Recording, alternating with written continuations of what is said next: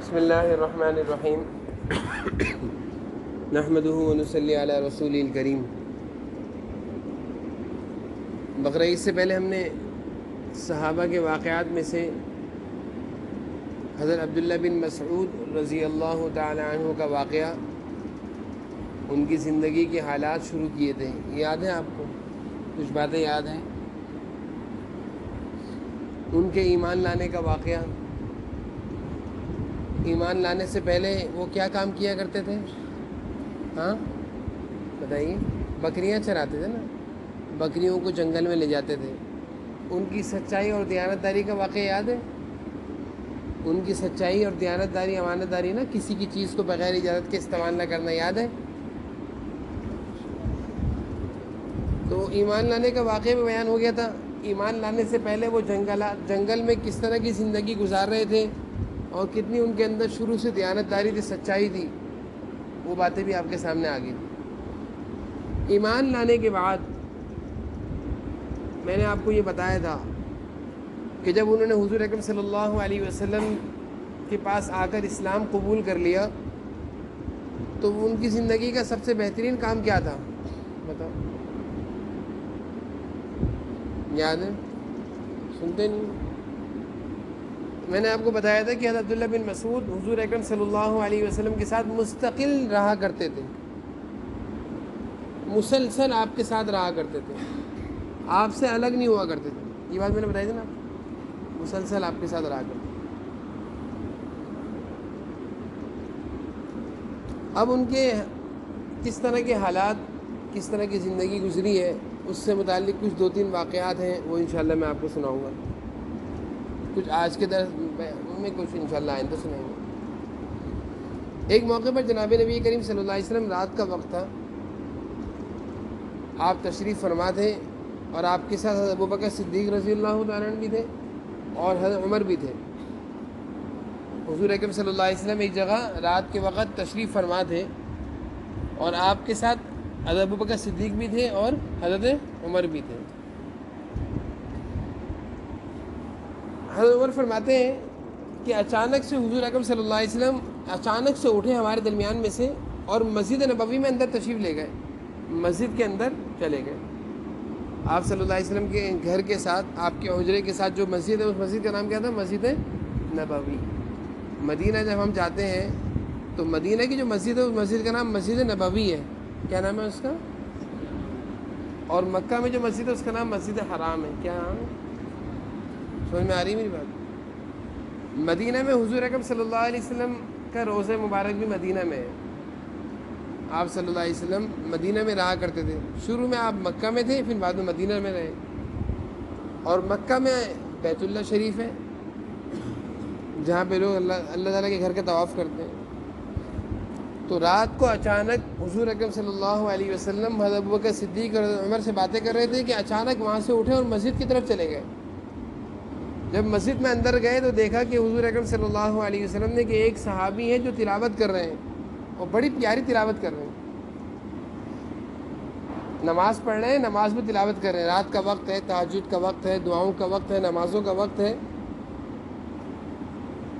اس وقت میں حضرت ابوبکر صدیق حضرت عمر فرماتے ہیں کہ حضور اکرم صلی اللہ علیہ وسلم جیسے مسجد میں گئے تو دیکھا ایک صحابی نماز میں تلاوت کر رہے ہیں۔ کہا کہ ہم بھی پیچھے پیچھے گئے۔ پیچھے پیچھے کون کون گئے؟ حضرت ابوبکر بھی گئے اور حضرت عمر بھی گئے۔ کیا آپ صلی اللہ علیہ وسلم کہاں تشریف لے گئے اچانک سے؟ کیا جب ہم پہنچے تو حضور اکرم صلی اللہ علیہ وسلم نے ہم دونوں سے کہا کہ اے ابوبکر، اے عمر، اگر تمہیں قرآن اس طرح سننا ہو جس طرح آسمانوں سے نازل ہوا ہے، یعنی جس طرح اللہ تعالیٰ نے آسمانوں سے قرآن کو بھیجا ہے اور جس طرح پیاری آواز میں جبرائیل نے مجھے آ کر سنایا، اور جس طرح یہ قرآن کریم آسمانوں سے پیاری آواز میں اترا ہے، اس پیاری اور اچھی آواز میں، اچھے انداز میں قرآن کریم سننا ہے تو ان کا سن لو۔ یہ جو تلاوت کر رہے ہیں، اور وہ تلاوت کرنے والے رات کے وقت مسجد میں کون تھے؟ حضرت عبداللہ بن مسعود تھے۔ اتنی پیاری تلاوت کر رہے ہیں کہ ان کی تلاوت کی تعریف جناب نبی کریم صلی اللہ علیہ وسلم کر رہے ہیں۔ رات کے وقت کی تلاوت، ہم لوگوں کو تو رات کو سونے سے فرصت نہیں ہوتی، اور اگر اگلے دن چھٹی ہوگی تو رات کو دیر تک جاگتے رہیں گے، موبائل میں لگے رہیں گے. سب سے بہترین مشغلہ نا موبائل ہے، بہترین مشغلہ. موبائل ہاتھوں میں آیا، قرآن ہاتھوں سے چلا گیا. موبائل ہاتھوں میں آیا، قرآن ہاتھوں سے چلا گیا. اب اچھے اچھے لوگوں کے ہاتھ میں موبائل دکھتا ہے، موبائل دکھتا ہے اور ایک انگلی چل رہی ہوتی ہے، یا کوئی ویڈیو دیکھ رہے ہوتے ہیں. اس موبائل کی وجہ سے کیا ہوا کہ قرآن کریم کی تلاوت کا شوق ختم ہو گیا. صحابہ کے زمانے میں تو یہ موبائل ہی نہیں تھا، تو ان کے ہاتھ میں کیا تھا؟ قرآن کریم تھا. ان کی زبانوں پر کیا تھا؟ قرآن کریم کی تلاوت تھی. وہ راتوں کو جلدی اٹھ جایا کرتے تھے، وہ پوری رات قرآن کریم کی تلاوت نمازوں میں کرتے تھے. تو عبداللہ بن مسعود رات کو تلاوت کر رہے ہیں، حضور اکرم صلی اللہ علیہ وسلم ان کی تلاوت سن رہے ہیں اور خوش ہو رہے ہیں.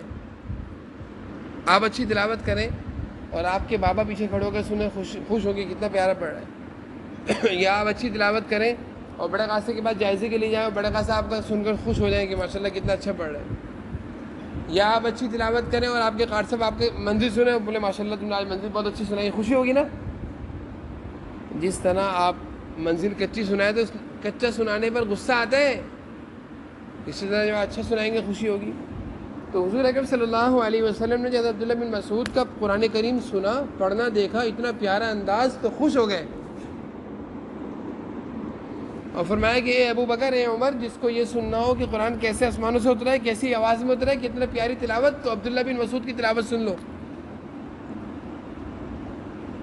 قرآن کریم کو تو جتنی پیاری آواز میں، جتنی اچھی آواز میں، جتنے اچھے انداز میں پڑھیں گے، اتنا اللہ تعالیٰ خوش ہوں گے. یہ تھوڑی کہ جیسا چاہے پڑھ لو. پھر حضرت عبداللہ بن مسعود کو معلوم نہیں تھا کہ حضور اکرم صلی اللہ علیہ وسلم ان کی تلاوت سن رہے ہیں یا ان کے پیچھے بیٹھے نماز میں بیٹھے ہوئے ہیں. آپ صلی اللہ علیہ وسلم وہیں بیٹھ گئے، وہیں تشریف رکھ دی. حضرت عبداللہ بن مسعود اپنی نماز میں مصروف ہیں. نماز کے بعد دعائیں قبول ہوتی ہیں، اور پھر تہجد کا وقت ہو، رات کا وقت ہو، اس وقت تو دعائیں اور زیادہ مانگنی چاہیے. بلکہ میں آپ سے ایک بات اور بتاؤں، جو کامیاب ہونا چاہتا ہے نا، وہ زیادہ دعائیں کرتا ہے اللہ تعالیٰ سے. جس کو کامیابی چاہیے ہوتی ہے وہ اللہ تعالیٰ سے دعائیں زیادہ کرتا ہے.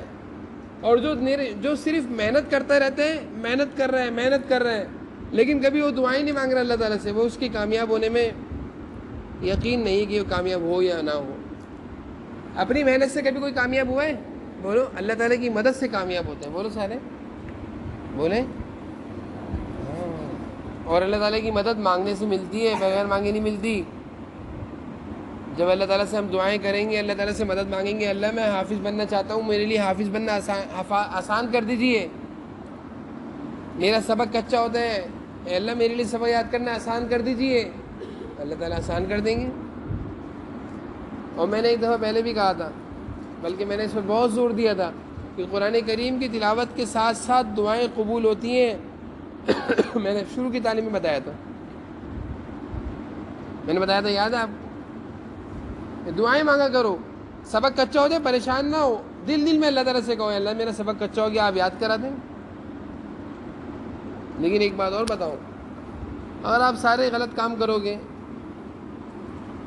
اور موبائل میں گیمز، کارٹون، ویڈیوز دیکھو گے اور گلی محلے کے لڑکوں کے ساتھ گھومو گے، تو پھر آپ کے اندر نا قرآن کریم کا محفوظ رہنا مشکل ہو جائے گا. قرآن کریم آپ کو یاد نہیں رہے گا. پھر کیا ہوگا کہ یہاں سے یاد کر کے جاؤ گے، گھر جا کے بھلا دو گے. یہاں سے یاد کر کے جاؤ گے سبق منزل، اور گھر جا کر بھول جاؤ گے. دوبارہ یاد کرنے بیٹھو گے، گھر سے یاد کر کے آؤ گے، صبح یہاں بھول جاؤ گے. ایسے ہی ہوتا ہے نا.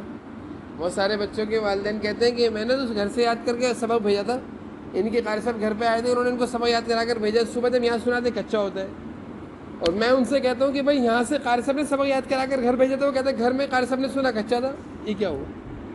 بات سمجھ آ رہی ہے؟ نہیں آ رہی بات سمجھ میں؟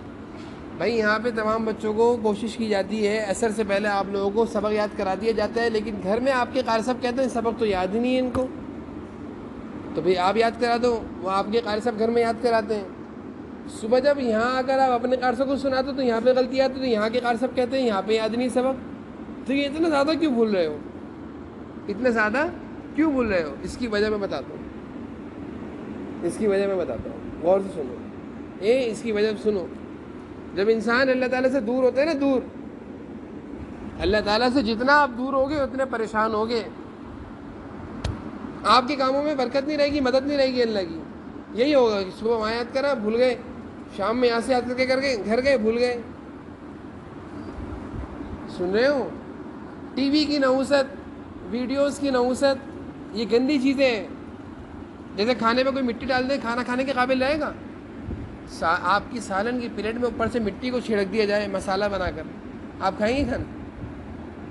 نہاری میں اوپر مسالے کی جگہ مٹی چھڑک دی جائے، کھائیں گے نہاری؟ نہیں کھائیں گے، کھانا خراب ہو گیا ہے۔ جس طرح کھانا خراب ہو جاتا ہے اسی طرح آپ کا ذہن بھی تو خراب ہو جاتا ہے۔ جو چیز آپ گھر جا کر استعمال کرتے ہیں، میں صحیح کہہ رہا ہوں، موبائل کے استعمال میں بہت ساری چیزیں آتی ہیں نا، وہ سب خراب کر دیں۔ موبائل نے چھوٹے بڑے بوڑھے جوان سب کو خراب کر دیا۔ موبائلوں نے چھوٹے بڑے بوڑھے جوان بچے جوان سب کو خراب کر دیا، کوئی بھی نہیں بچا اس موبائل کی نحوست سے۔ ایسی بہترین مصروفیت ہے یہ کہ 2 گھنٹے بھی گزر جائے پتہ چلتا ہے، اور 20 منٹ قرآن کے ساتھ بیٹھے امی میں تھک گیا۔ 20 منٹ آپ کو پڑھنے کے لیے بٹھائیں تو آپ کہتے ہیں تھک گئے، اور 2 گھنٹے کے لیے آپ کے ہاتھ میں موبائل دے دیا جائے، آپ تھکتے ہو؟ بتاؤ ذرا، زور سے بولو، تھکتے ہیں آپ؟ نہیں تھکیں گے نا۔ 2 گھنٹے موبائل کے استعمال سے انعام الحق تھکتے ہو؟ نہیں تھکتے۔ اور 20 منٹ گھر میں قرآن کریم پڑھنے کے لیے، سبق یاد کرنے کے لیے بٹھا دیجیے، امی میں تھک گیا، امی مجھے نیند آ رہی ہے۔ موبائل کے استعمال سے نیند آتی ہے؟ ایسے ہی ہے نا، ایسے ہی ہے۔ تو میں یہ کہہ رہا تھا کہ میں آپ کو یہ بتا رہا تھا کہ آپ کیوں بھولتے ہو؟ اس لیے بھولتے ہو کہ آپ کا استعمال اب اچھا نہیں ہے، آپ کے کام اچھے نہیں ہیں۔ نمازیں آپ گھر جا کر نہیں پڑھتے ہوگے، مغرب عشاء کی نماز کہاں پڑھتے ہوگے؟ بہت تھوڑے سے بچے ہوں گے جو مغرب عشاء پڑھتے ہوں۔ جب ہماری نمازیں مسجد میں نہ ہو، فجر کی نماز تو بالکل ہی نہیں ہوتی، تو پھر ہم کیسے کامیاب ہوں گے بھائی؟ میں نے تو ایک چیز دیکھی کہ جس دن میری فجر کی نماز رہ جائے مسجد کی، اور سنو، میں نے ایک چیز دیکھی، جس دن میری فجر کی نماز مسجد کی رہ جائے، مسجد کی، وہ دن سارا خراب گزرتے ہیں۔ یعنی گھر میں پڑھ لی، مدرسے میں جماعت کر لی، کبھی کبھی ایسا ہوتا ہے میری طبیعت خراب ہو رہی ہوتی ہے تو میں مدرسے میں یا جماعت کر لیتا ہوں کبھی کبھی، لیکن مدرسے میں جماعت کے ساتھ نماز پڑھنے میں بھی وہ نور اور وہ کیفیت اور وہ مزہ نہیں آتا جو مسجد میں جا کر جماعت سے نماز پڑھنے میں آتا ہے، فجر کی نماز۔ ایسا سنو اور سنو کہ نماز کے چھوڑنے سے ہم کامیاب تھوڑی ہوں گے۔ عبداللہ بن مسعود نے تلاوت کری اور تلاوت کے بعد دعائیں مانگنا شروع کر دی۔ حضور اکرم صلی اللہ علیہ وسلم پیچھے بیٹھے ہوئے ان کی دعائیں سن رہے ہیں، ان کو پتہ بھی نہیں چلا۔ درمیان میں حضور اکرم صلی اللہ علیہ وسلم نے فرمایا کہ دیکھو جو مانگو گے قبول ہوگی۔ پیچھے سے کیا کہا کہ جو مانگو گے تمہاری دعا قبول ہوگی، یعنی حضور اکرم صلی اللہ علیہ وسلم ان کی دعاؤں پر آمین کہہ رہے تھے۔ تو بھائی بتاؤ، حضور اکرم صلی اللہ علیہ وسلم کسی کی دعاؤں پر آمین کہے، وہ دعا قبول ہوگی یا نہیں ہوگی؟ لازمی قبول ہوگی۔ تو حضور اکرم صلی اللہ علیہ وسلم نے حضرت عمر سے کہا، حضرت عبداللہ بن مسعود سے نہیں کہا، وہ تو ان کو تو پتہ ہی نہیں تھا۔ حضرت عمر سے کہا کہ اے عمر، جو دعا مانگیں گے قبول ہوگی۔ انہوں نے دعائیں مانگنا شروع کری، حضور اکرم صلی اللہ علیہ وسلم کی دعاؤں پر کیا کہنا شروع ہو گئے؟ آمین۔ اور وہ دعائیں مانگے جا رہے ہیں، ان کو پتہ ہی نہیں ہے۔ رات کا وقت ہے، مبارک وقت ہے، تہجد کا وقت ہے، قرآن کی تلاوت ابھی کری ہے، قرآن کی تلاوت کے بعد تو دعائیں قبول ہوتی ہیں، تہجد کے وقت تو ویسے ہی دعائیں قبول ہوتی ہیں، مسجد نبوی ہے، مسجد نبوی میں تو ویسے ہی دعائیں قبول ہوتی ہیں، پیچھے تو حضور صلی اللہ علیہ وسلم کی آمین ہے، اب تو دعائیں پکی پکی قبول۔ دعا کر کے فارغ ہو گئے، حضور صلی اللہ علیہ وسلم چلے گئے، تشریف لے گئے آپ۔ صبح حضرت عمر نے کہا کہ میں عبداللہ بن مسعود کو بتاؤں گا کہ تمہاری نماز بھی حضور صلی اللہ علیہ وسلم نے دیکھی، تمہاری قرآن کی تلاوت بھی سنی، اور تمہاری دعاؤں پر حضور صلی اللہ علیہ وسلم نے آمین بھی کہا، تم خوش نصیب ہو۔ صبح بتاؤں گا۔ اس وقت تو مصروف تھے نا، اس وقت نہیں بتایا۔ حضور صلی اللہ علیہ وسلم کا بھی معمول تھا کہ جب کوئی آرام کر رہا ہوتا یا کوئی عبادت کر رہا ہوتا، آپ صلی اللہ علیہ وسلم اس کو تنگ نہیں کرتے تھے، یعنی ان کو مصروف رہنے دیتے تھے۔ عبداللہ بن مسعود کو آپ صلی اللہ علیہ وسلم نے یہ نہیں جا کے بتایا میں تمہاری نماز دیکھ رہا ہوں، میں تمہارا قرآن سن رہا ہوں، میں تمہاری دعاؤں پر آمین کہہ رہا ہوں، کچھ نہیں بتایا، پیچھے بیٹھے تھے خاموش۔ آپ صلی اللہ علیہ وسلم پیچھے آرام سے تشریف فرما تھے اور ان کی دعائیں سن رہے تھے، آمین کہہ رہے تھے، ان کی تلاوت کی تعریف کر رہے تھے، ان کو نہیں پتا۔ اس ویسے یہاں سے بھی معلوم چلتا ہے کہ جب کوئی کام کر رہا ہو، امی نماز پڑھ رہی ہو، سنو، مما نماز پڑھ رہی ہو، دعائیں کر رہی ہوں، تو بیچ میں ڈسٹرب نہیں کرنا چاہیے نا، ڈسٹرب نہیں کرنا چاہیے. تو صبح جب ہوئی تو صبح حضرت عمر دوڑے کہ عبداللہ بن مسعود کے گھر جاتا ہوں اور بتاتا ہوں کہ تم رات کو مسجد میں نماز پڑھ رہے تھے. تو جیسے ان کے گھر دوڑے اور پہنچے تو دیکھا کہ پہلے سے حضرت ابوبکر صدیق ان کے پاس بیٹھے ہوئے ہیں اور ان کو رات کی ساری باتیں بتا رہے ہیں، خوشخبری سنا رہے ہیں کہ عبداللہ بن مسعود تم بڑے خوش نصیب ہو، تمہاری تلاوت کی، حضور صلی اللہ علیہ وسلم نے تعریف کری، تمہاری دعاؤں پر آمین کہا. تو حضرت عمر کیا چاہ رہے تھے کہ میں جا کے بتاؤں. حضرت عمر سے پہلے کون پہنچ گئے؟ کون پہنچ گئے؟ حضرت عمر کیا چاہ رہے تھے کہ میں، یہ ایک اچھی بات تھی نا بھائی، اگر کسی کو کوئی اچھی خبر دی جائے تو دل جاتا ہے نا کسی کو اچھی خبر دیں. بری خبر دینے کا دل جاتا ہے، اچھی خبر دینے کا دل جاتا ہے. کوئی اچھی خبر آئے، دروازے پر کوئی آ جائے، پیزا آ جائے، امی کو جا کے میں بتاؤں گا پیزا ہے، ڈلیوری آ جائے، پیزا ڈلیوری آ جائے، کہیں سے آپ کو پیزے کی ڈلیوری آ گئی تو آپ جا کر امی کو میں بتاؤں گا، ایسا ہوتا ہے نا. اچھی بات بتانے کے لیے سب دوڑتے ہیں. اسی طرح عمر نے کہا کہ میں پہلے جا کر عبداللہ بن مسعود کو بتاؤں گا تاکہ وہ خوش ہو جائیں.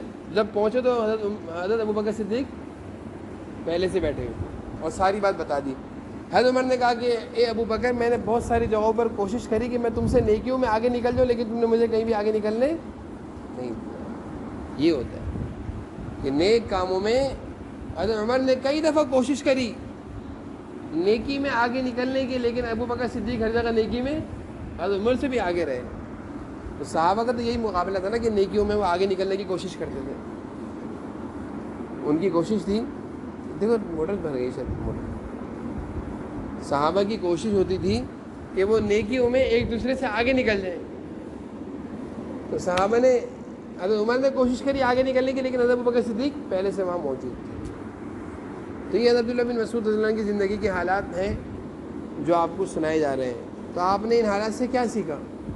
کہ قرآن کریم کی تلاوت اچھے طریقے سے، بولو سارے، قرآن کریم کی تلاوت اچھے طریقے سے کرنی چاہیے، شوق سے کرنی چاہیے، شوق سے پڑھنا چاہیے، اچھا کر کے پڑھنا چاہیے. یہ حضور صلی اللہ علیہ وسلم کو بھی پسند تھا اور صحابہ کا یہ طریقہ تھا، ان کی عادت.